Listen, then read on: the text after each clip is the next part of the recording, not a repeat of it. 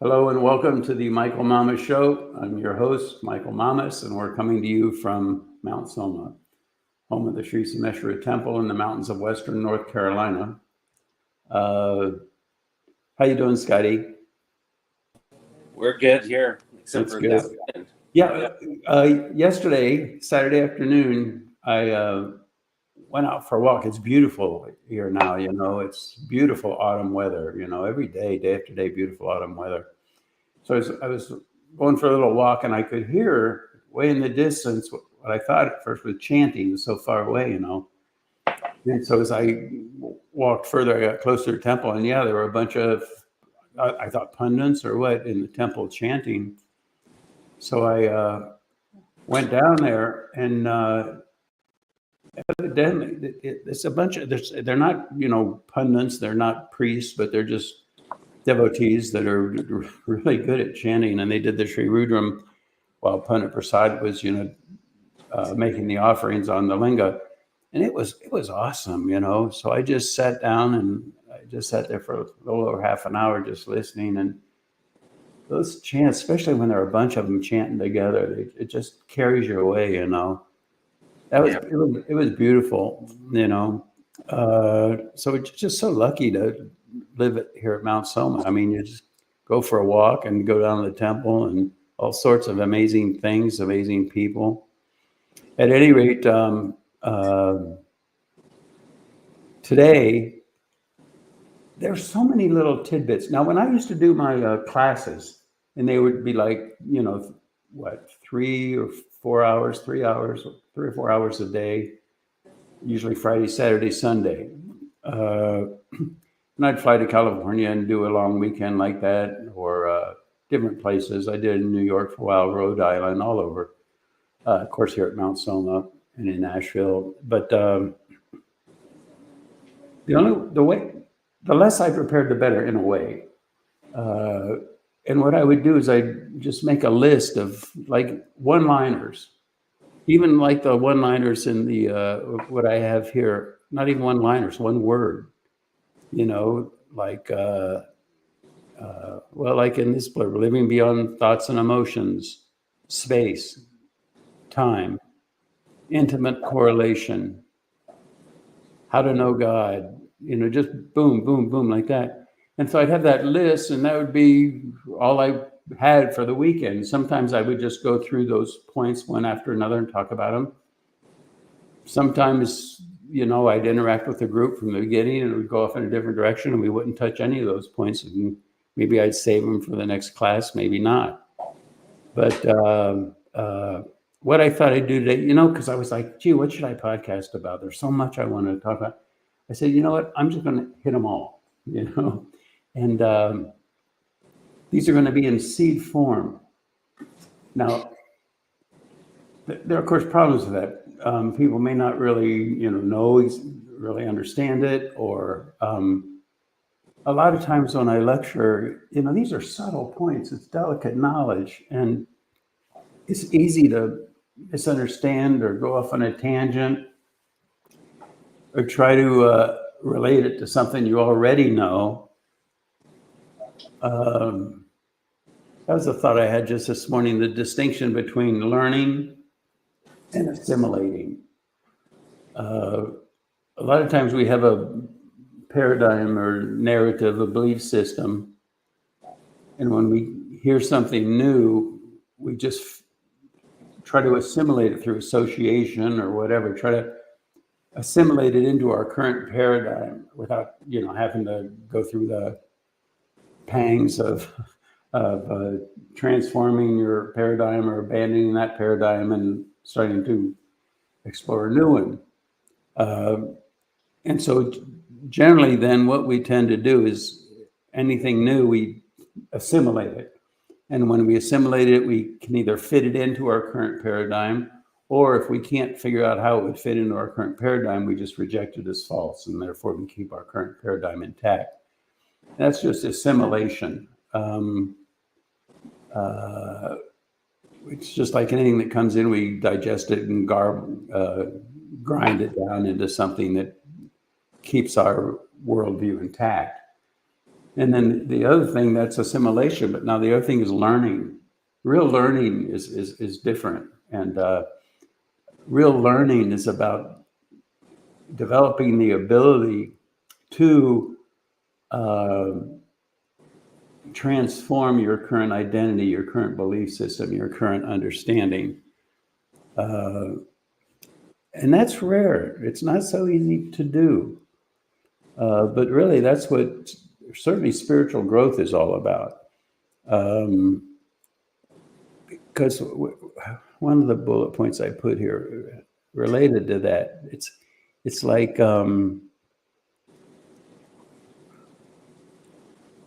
and how to know God. It's all very interesting, at the depth of our being, at the depth of everything, the essence of everything is, in terms of physics, is the unified field. In terms of spirituality, it's God. We're all one with God. God is the source of everything, all like that. But how clear, how accurate is our current paradigm, our current belief system? And this includes not just thoughts, but also feelings. How clear is that perception of that deeper essence, our true essence, the one thing we really long for?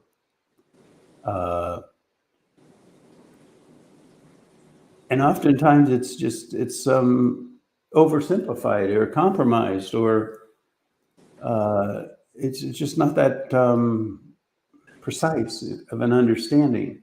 So it's kind of points in a direction. It can be emotionally fulfilling, intellectually intriguing, but there's so much more as we go deeper. I once said in a lecture that I was talking about the transcendent. I said, it's that which lies beyond thoughts and beyond emotions. And somebody put it there and said, well, what else is there? And it just, in that moment, I was just almost spellbound. I was just struck. And I said, what else there is the grandeur of who it is and what it is you truly are. You see, it lies beyond paradigms. I'm looking at these different bullet points here because all of these kind of might speak to it in one way or another.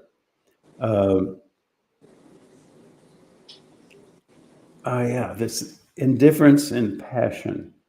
You see, I've talked about Brahman consciousness in a previous podcast, and I talked about at a certain level of clarity, all this is seen for what it is, which is just lightly etched on the face of being, on the face of the transcendent, upon the unified field, God, or whatever word works for you, Why do we have to say it that way? Because if it doesn't align with a person's paradigm identity, you use the wrong word. No, that doesn't work for me, So when it comes to how to know God, how to know that unified field, how to know that one thing that's the essence of everything, it's about refining perception, refining the physiology. And as I said in previous podcasts, it's pure isness. It's so beautiful. Pure consciousness. And so that which lies beyond just the etching on the surface, which is relative existence on all those different levels, but beyond that is a consciousness that when you interface with that, when you are aware of that,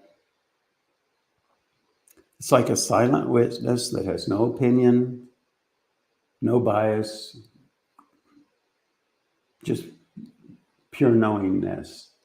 And it reminds me of what was her Mother Teresa, when she was asked, and she said how she prays, and she just said, I just listen. And And so the questioner said, well, what does he say? And she said, he doesn't say anything. And he says, well, what do you say? And she says, I don't do anything. I don't say anything. I just listen. And so the guy was confused. She said, if you can't explain that, I can't explain it for you. I can't tell you. You know, and it's beautiful. She's talking about the transcendent there, and that witness. So it lies beyond paradigm identity, and when you think about it, no opinion, no nothing like that. It's a state of pure indifference. But it's not indifferent. In the state of enlightenment, you're not completely indifferent. You're just fully awake to that level, which is indifferent. But you're also awake on all the different levels of relativity, including passion. So it's a paradox, you know, you're passionately indifferent or indifferently passionate. And so what does that look like on the surface? It essentially looks mostly just like whatever your personality is. It's more subtle, you see. And so a lot of times, based on a person's personality, we think, oh, that person's spiritual and that one's not. It's not a function of personality. It's a function of wakefulness and integration with that deepest level, that pure witness. That's where you know God. That's where you know you are one with God. We're all one with God, you see. The rest is, and it's beautiful because, see, we know it, we feel it, we sense it, we long for it. It's so intimately connected to us. It's so fundamental to our very being. But at the same time, the clarity of understanding, the clarity of our relationship with it so easily triggers emotionalism or identity with the paradigm. And emotions are good, paradigms are good. But this is something that lies beyond emotions and lies beyond paradigms. Is that making sense, Scotty? For sure. So it's so important because people become very hard to teach when they want to assimilate knowledge as opposed to really learn, you see. It's a transformation. And when it finally happens, you'll realize that until it happened, you had no idea. You know, echoes of truth, perceived as truth, hold truth at bay, you see. So, in the previous podcast, I talked then about Kali and Kala and how I believe in the modern physics, they think of that as dark matter. Anyway, that can be too tangential, but it is space, infinite space. Space, I compared it to like a crystal, and then there are little windows, you know, or little, they're not really even fissures, but you could look at them that way, I guess, that oftentimes display rainbow color, and there's one here, one there within the crystal. And that crystal is space. So all of this is suspended in what lies beyond, with which all this lies, it is projected upon the backdrop, which is infinite space, which is Shiva or Kali. Michael? And the other component of that is time. And what I want to say about that, so it's space and it's also time. Kali and Shiva are space and also time. And I've known that for a while, but just the other day, and this is how it works for all of us, I think. I just got a deeper feeling for, yeah, it's time. And think about it, like all of this is moving through not just space, it's functioning within space, but it's moving through time. And time is an eternal state of isness. which is Shiva, which is Kali. And I think the point is here, as you think about these things, and then you let them go and you think about them again, or the thought comes up in a moment here or there, and all of a sudden we get deeper insights and deeper understandings. Like, and I mean, I have a long way to go. These things, you never really know anything, you know. But nevertheless, you get deeper glimpses, deeper glimpses, deeper glimpses. And those moments where you get a deeper insight into something that you thought you already knew are beautiful.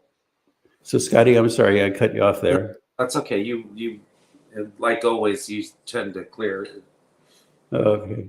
when you keep. Yeah.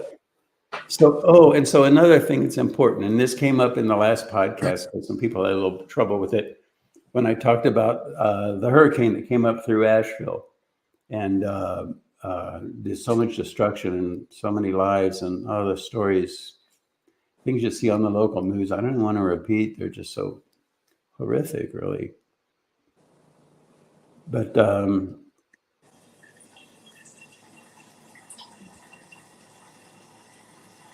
there's this idea of infinite correlation, like each individual. In fact, every point in creation, but each individual has its own karma, if you will. And karma is just action, the laws of action, the mechanics of creation, independent of free will. Just it's a mechanic. And now, what's incredible is that each individual, with respect to the hurricane, now has their own story, and that's the story really of their karma. And in the previous podcast, I talked about how Mount Soma, we're building this enlightened city, which is this incredibly powerful technology that, according to Vishwakarma and Mamuni Maya and the ancient cognitions, you know, transforms the planet, transforms certainly a whole continent. And so that's what we're working on. That's what we're building. But positive attracts negative. That's why they say it's so hard to even build one Shiva temple, is because it's such a force of positivity that negativity is drawn to it to oppose it. You can look at it like negativity has its paradigm beliefs and its worldview and owns the world in this yuga, Kali Yuga, and doesn't want to give it up. So it fights back. You could look at it that way if you want. And so from the perspective of Mount Soma, what we're doing here, it's perfectly reasonable and valid to think that the hurricane came up through here in opposition to our intention to build an enlightened city that would transform the continent. There's another reality of each individual story, multiple simultaneously valid but really contradictory realities. So how does that work? It's like imagine even the word yantra, which is a visual representation of the structure of the absolute. View it like a very complicated machine, like an incredibly, with gears and like a incredible watch, you know, with all the gears turning and everything, but huge, infinite even. And each gear you could view as a different reality. The Mount Soma reality, that individual's reality, that individual's reality, but they're all infinitely, seamlessly integrated. And so that's why they say an impulse anywhere is an impulse everywhere. Turn one little gear a little bit, influence that even through free will, you see, so you can impact karma. This is from previous lecture now.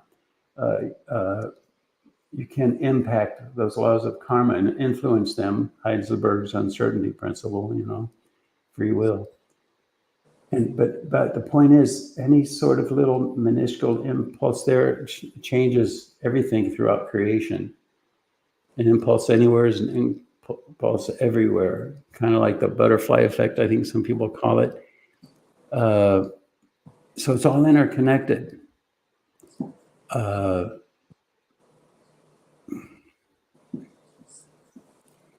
It's important to understand that, just as it's important to understand that we all feel God, to go back to that, deep within our being. But the clarity of understanding varies based on a person's level of awareness, the clarity of their perception.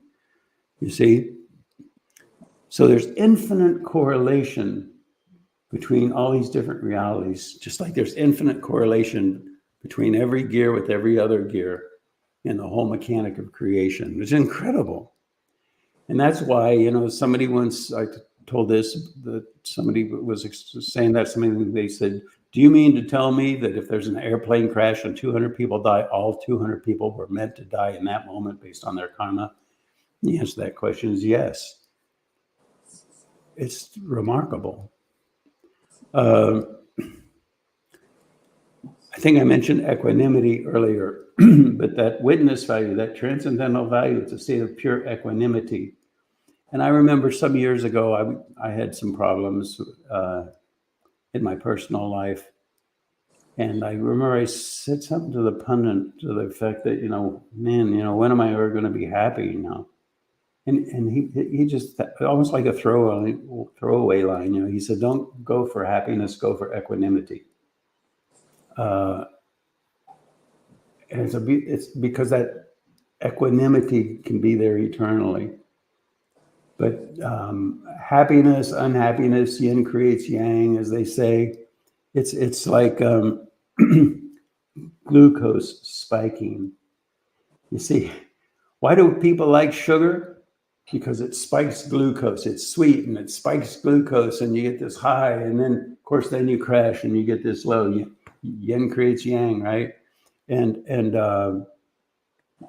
But that repeated glucose spiking messes up the endothelial lining of the cells, messes up the mitochondria, messes up everything, and people end up diabetic, or all sorts of different diseases.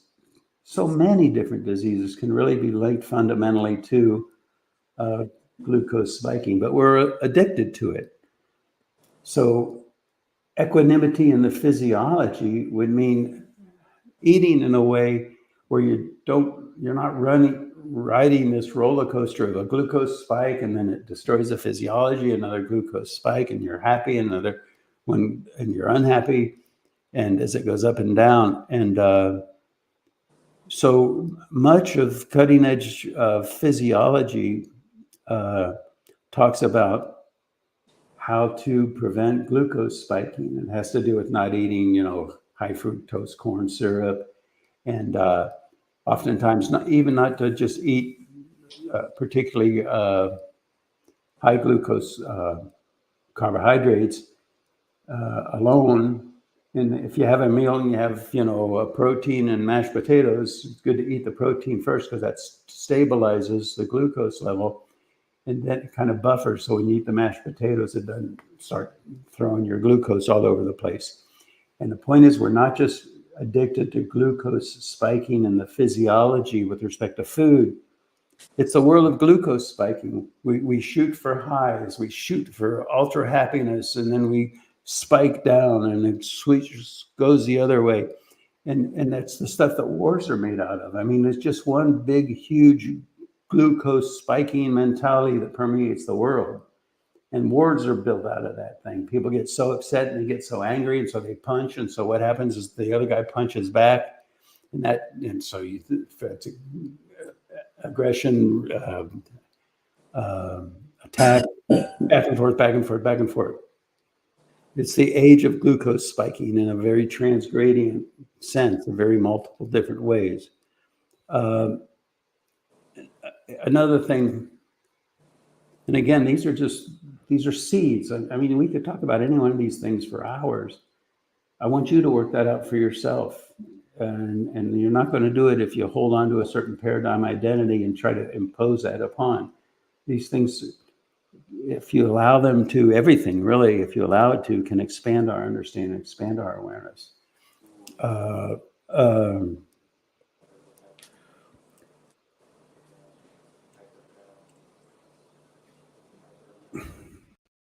So that's the stuff that addictive behavior is made out of. We become addicted to a particular type of, glucose spike, be it a perspective on a particular political situation, which is all over the place right now, or different wars going on, whose side you take and all. It's all addictive behavior, really, in one form or another. And does that mean that we can't be passionate about right and wrong? Of course we can. That goes back to passionate and equanimity.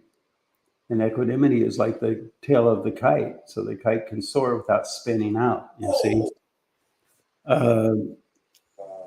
So transcending addictive behavior is so fundamental, And so now one last thing, or maybe more than one, culturing the physiology.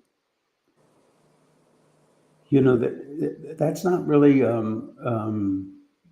don't think, embraced or reflected on sufficiently.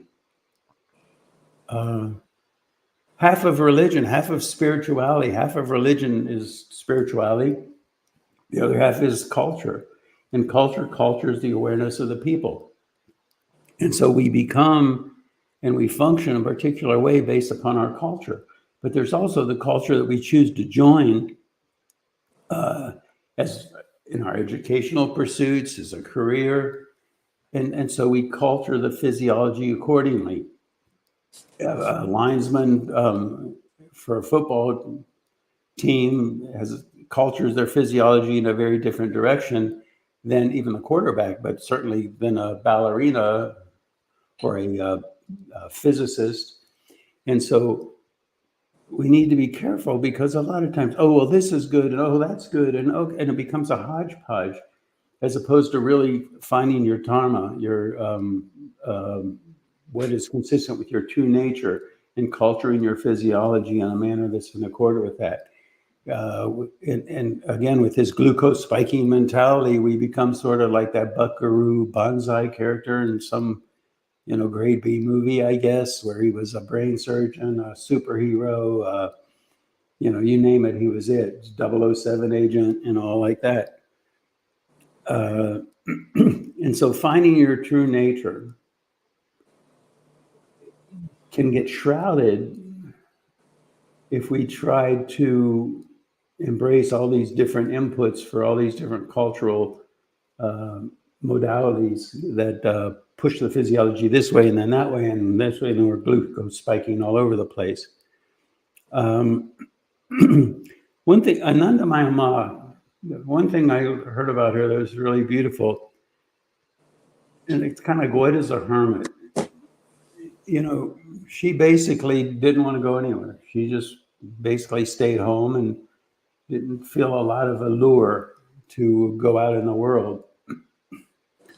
And I think, that's a hermit. And I think a lot of people would look down at that as, oh gosh, you have to go out there and live the world and explore and see all these different things. And that's good. There's nothing wrong with that if it's consistent with your own true nature.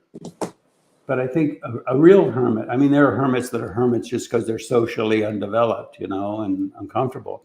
There are other hermits where it's just their true nature to just sit more with the absolute, which really is everything. They asked Tawala Baba, why don't you go to France? Instead of just living in your cave all the time, he said, I am in France, he said. And it's that idea. So, you can be a hermit for different reasons, but if it's inherent in your nature, it's certainly not a loss, because you find France within you, you find everything within you. And if you're worldly, that can be your nature. Or on the other hand, being worldly can just be because you need repeated glucose spikes. And going out there in the world, experience of that and that and that and that and that and that and that keeps the glucose spiking. But if it's your true nature, that's different. Scotty, anything else? When you were talking about a couple of the things, it sparked some things in my mind that can hopefully help people listening too. Is I remember going to lectures and hearing something, and then you talked about before, where you understand it in the moment, or you're trying to assimilate it or whatever and then 5 minutes later you're trying to explain what happened, and you can't like that. Then months later or whatever, when we come back to the next lecture or whatever, and you may have talked about it again, and then all of a sudden whatever, that seed has blossomed in you, and then you've understood it, and seen it out there in your day-to-day or whatever, and then all of a sudden now, okay, I understand it, I have embodied it more. That's like the aha experience. Right. My lecture is on you transcended on it to some degree. Right. Yeah. And then also you were talking about like all the people, how does that possible that 200 people were supposed to all be gone then? Is at that point in time I was thinking about like what you've talked about with the billiard balls and the billiard table, and there's all these balls that have we're a sum total of all of our life experiences that have bounced us around that billiard table, and then all those balls that they had their own path, their own bouncing off of each cushion or whatever, and they've all ended up on that part of the table, based on the sum total of all 200 of those people's experiences. They happen to end there on the table. Is that kind of you could say that. You could say that. It's like one cue ball, right? When you hit it with the stick, one cue ball touches an infinite number of pool balls in the cosmos, and they're all moving in synchrony based upon the interface with the one cue ball. You could say that. Yeah. It's profoundly beautiful. Profoundly beautiful. Yeah. And these things, it's one thing to hear it, and then it's another thing to, like you said, Scotty, to find it in yourself and like, oh yeah, that does make sense. And at first, if it doesn't make sense, you don't cling on to your current paradigm view, say, no, that's not right. Because there's no learning there. And these things we're talking about here are profound. It's profound knowledge right out of the Veda, and even understand what Veda is, to really get it. It's the mechanics of creation. It's the fundamental structure of existence, welling up through a physiology and coming out the vocal cords and listening to those chants. It's the sounds of nature. It's the knowledge that exists within the absolute, emerging out transgradiently to the surface of life. It's such a beautiful thing. And that knowledge is there. And because it doesn't align with our current paradigm view, what do we tend to do? Oh yeah, Vedic knowledge, that's what those Indian people do. And I know all about that. But it's right there. It's just right there. And it's not embraced because, first of all, it's just foreign to us. And secondly, it's abstract. Nature speaks an abstract language. And it's the language of abstraction that's the language of nature, that's the Veda. I guess that's it for this week, huh, Scotty? Yeah. All right, everybody. I hope that was good. All these different tidbits, you might want to reflect on them. I hope you do. Okay, thanks so much for listening.